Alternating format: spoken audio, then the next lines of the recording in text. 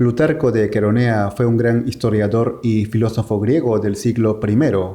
Escribió muchas obras valiosas, entre ellas una titulada Sobre la educación de los hijos, donde dicta cómo se debe criar a los niños y jóvenes para que lleguen a ser buenos y hombres de bien.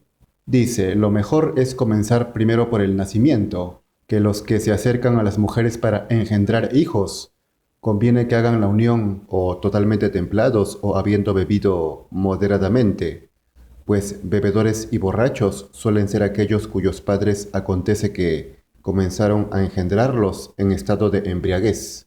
Por ello también Diógenes de Sinope, viendo a un muchacho fuera de sí y aturdido, le dijo, «Muchacho, tu padre te engendró estando borracho».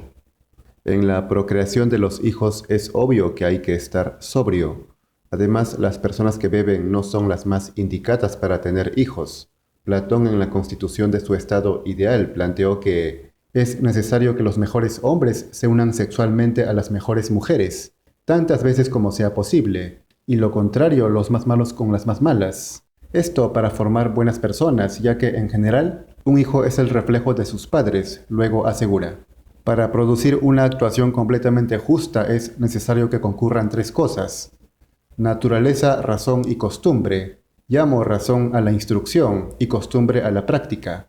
Los principios son de la naturaleza, los progresos de la instrucción, los ejercicios de la práctica y la perfección de todas ellas. De modo que, según esto, si falta alguno de ellos, necesariamente la virtud es coja, pues la naturaleza sin instrucción es ciega, la instrucción sin naturaleza es algo imperfecto y el ejercicio sin los dos, nulo. La naturaleza se refiere al nacimiento, a que se nazca sano, con las facultades intactas, aptas para ser desarrolladas. La razón es la capacidad de aprender y la costumbre es la aplicación de lo aprendido. Las tres cosas son necesarias para una buena educación. Continúa. De la misma manera que para el cultivo de la tierra es necesario primero que la tierra sea buena y luego un labrador entendido y después buenas semillas. Del mismo modo, la naturaleza se parece a la tierra, el maestro al labrador, y los preceptos y consejos de la razón a la semilla. Por tanto, es feliz y bienaventurado aquel a quien alguno de los dioses le ha dado todas esas cosas. Esta analogía de la educación con el cultivo de la tierra es muy antiguo. Hipócrates ya había dicho, nuestra capacidad natural es comparable a la tierra. Las enseñanzas de los maestros son como las semillas. La instrucción en la infancia es como la siembra de estas en su momento oportuno. Pero si alguno cree que los que no poseen los dones naturales, aunque sean instruidos y ejercitados rectamente para la virtud, no serán capaces de compensar en lo posible el defecto de la naturaleza, debe saber que está en un grande, o mejor dicho, en un total error, porque la enseñanza corrige la torpeza. Se refiere al factor naturaleza. Si no se tiene ingenio ni talento o se está naturalmente disminuido, esto puede ser compensado mediante la instrucción. Sin embargo, la educación no puede eliminar del todo la carencia de ingenio. Schopenhauer advirtió que la instrucción, aunque puede influir, no puede ampliar mucho las fuerzas intelectuales. Digamos que la formación puede ayudar mucho, corregir, pero de ahí a que transforme la naturaleza de cada uno, eso es otra cosa.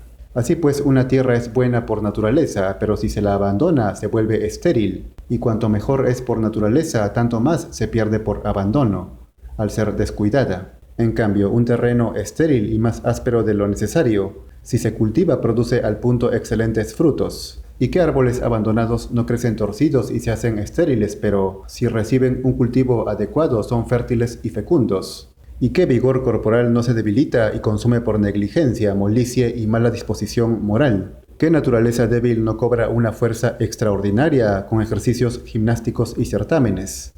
Es decir, son importantes entrambas, la facultad natural, la naturaleza y la formación, la educación. Si se tiene el don natural, pero no se desarrolla con recta instrucción, se pierde. Y si no se tiene capacidad, la educación ayuda, compensa esa carencia. Plutarco, para reforzar su argumento, cuenta que Licurgo, el legislador de los espartanos, cogió 2 cachorros de los mismos padres y los crió de forma muy diferente, y uno se convirtió en un perro goloso y voraz, mientras que el otro era dócil y capaz. Y así declaró: Lacedemonios, en verdad, para la adquisición de la virtud, tienen gran influencia las costumbres, la educación, la enseñanza y la conducta de la vida. Luego el filósofo se refiere a la crianza, afirma. Toca hablar de la crianza. Conviene, pues, diría yo, que las madres mismas crían a sus hijos y les den a estos el pecho, porque los alimentarán con más afecto y con mayor cuidado, amando a los hijos desde lo íntimo, y según dice el proverbio, desde las uñas.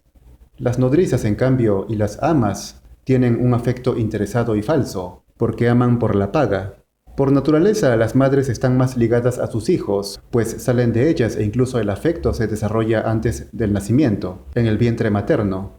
Por ende, es natural que cuiden a sus niños ellas mismas, puesto que nadie los podrá cuidar mejor. Plutarco también se refiere a la leche como el vínculo que por naturaleza obliga a la madre a ocuparse ella misma de su hijo. Luego dice, así como es necesario inmediatamente después del nacimiento formar los miembros del cuerpo de los hijos, para que éstos crezcan sanos y derechos, del mismo modo conviene desde el principio dirigir los caracteres de los hijos, pues la juventud es dúctil y flexible y en las almas de éstos, aun tiernas, penetran profundamente las enseñanzas. Pero todo lo que es duro difícilmente se ablanda. Es sabido que la educación es más sencilla cuando se realiza desde la infancia. Cuanto más joven o pequeño sea el niño, tanto mejor será el resultado. El divino Platón fue claro. Cuando se trata de criaturas y jóvenes es más fácil la enseñanza, y admiten cualquier impresión que se quiera grabar en ellos. De hecho, Plutarco aseveró algo muy parecido sobre la enseñanza que se imprimen en las almas. También el poeta Fosílides parece aconsejar muy bien cuando dice, mientras que aún es niño hay que enseñarle las nobles acciones. Después señala, así pues cuando alcancen la edad de ser puestos bajo la dirección de los pedagogos, entonces se ha de tener gran cuidado en la elección de estos, para no entregar a los hijos sin darse cuenta a bárbaros o tramposos, pues en verdad lo que hacen muchos en estos casos es verdaderamente ridículo. Antiguamente se designaba a una persona para encargarse de uno o más hijos, el pedagogo. Esta persona se encargaba de orientar y vigilar al chico en todo momento, de criarlo en realidad. Por eso en la educación su rol era fundamental, y así asegura. Se debe buscar para los hijos unos maestros que sean irreprochables por su género de vida, irreprensibles en sus costumbres y los mejores por su experiencia, pues la fuente y raíz de una conducta intachable es casualmente una buena educación. Y así como los agricultores colocan estacas a las plantas, del mismo modo los buenos maestros dan buenos preceptos y consejos a los jóvenes, para que los caracteres de estos crezcan rectamente. La niñez, que es el principio, la raíz, es la etapa más importante de la educación. Platón dictaba que los pequeños deben estar rodeados de buenos ejemplos y alejados de lo malo. Plutarco señaló a Félix, quien fue el pedagogo de Aquiles, como el modelo de maestro. También Aristóteles fue el maestro de Alejandro Magno por un tiempo.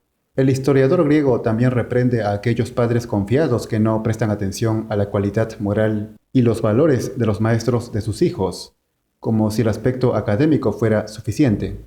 Luego Plutarco alude a Sócrates, afirma. Decía muchas veces con razón aquel viejo Sócrates que si fuera posible, de alguna manera, subiéndose a lo más alto de la ciudad, se pondría a gritar.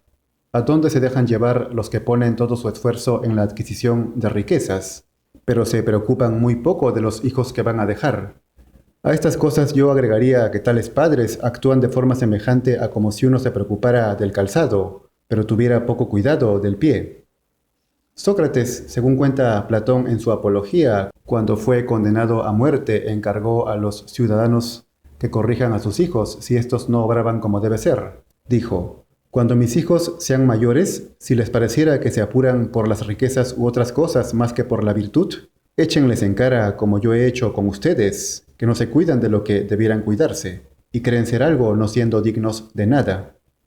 Esto es básico para la educación, que lo material no se anteponga a la virtud, al aspecto interior, más adelante apunta.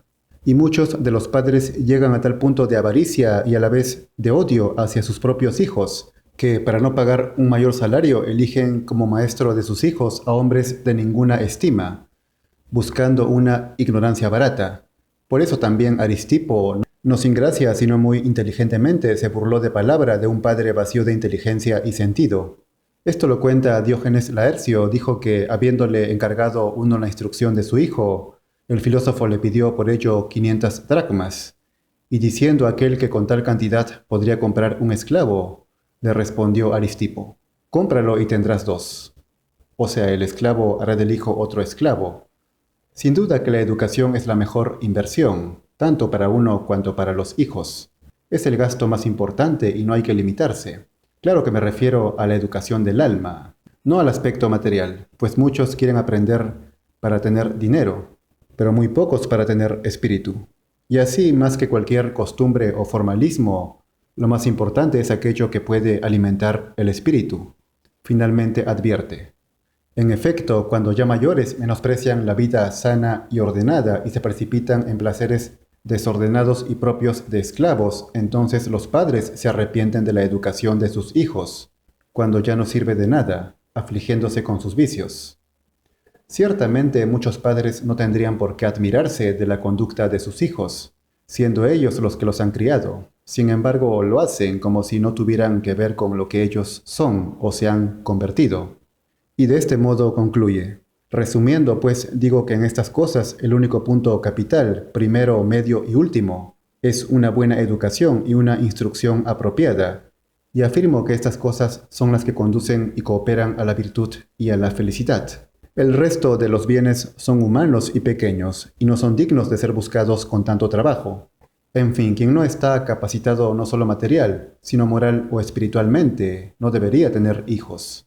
Pues no solo con lo exterior, sino sobre todo con el interior, se es buen padre.